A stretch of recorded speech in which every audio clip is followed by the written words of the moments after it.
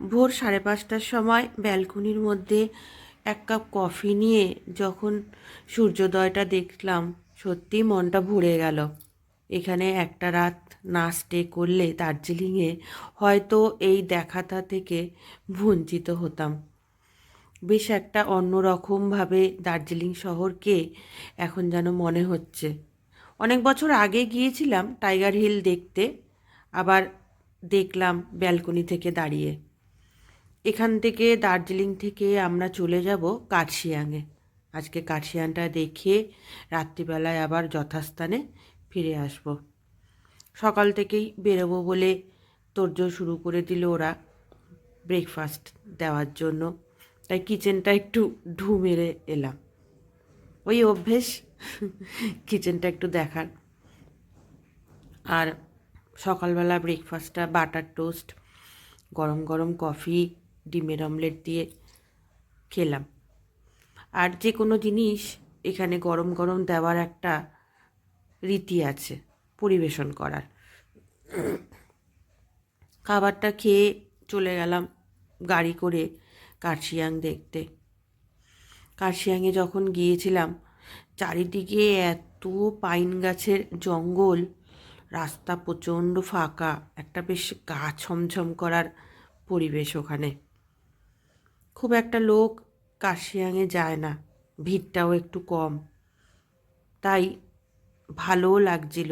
ওই শহরের কোলাহল থেকে যেন নিস্তব্ধতা একটু বেশি ভালো লাগছিল ওই দিন। যেদিকেই চোখ যায় সেদিকেই দেখছি পাইন গাছের জঙ্গল, বড় বড় মাথা উঁচু করে দাঁড়িয়ে আছে পাইন গাছ।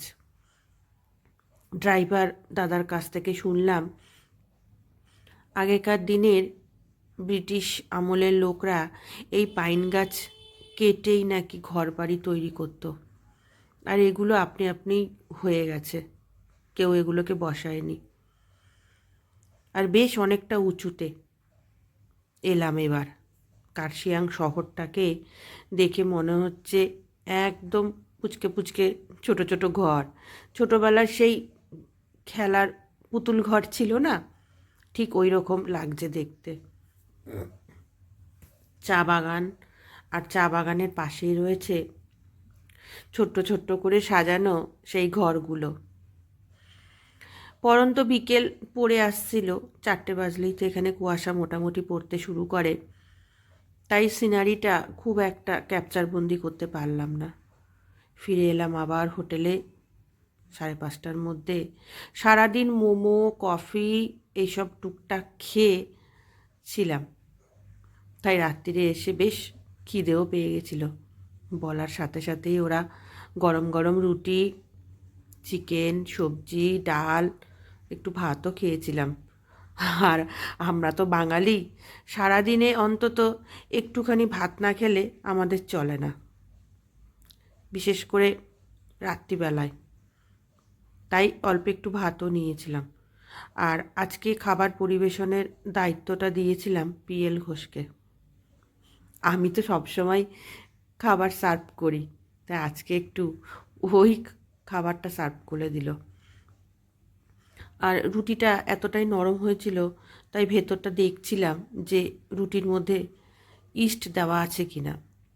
আমার মনে হলো যেন একটু ইস্ট দেওয়া আছে ওর মধ্যে, তন্দুরি টাইপের লাগছিল খেতে। এই যে বাচ্চা ছেলেটা আছে, সমস্ত কাজ হাসি মুখে করে যাচ্ছে সারাদিন। এতটাই রান্না ভালো হয়েছিল যে আর একটু চিকেনও অর্ডার করলাম।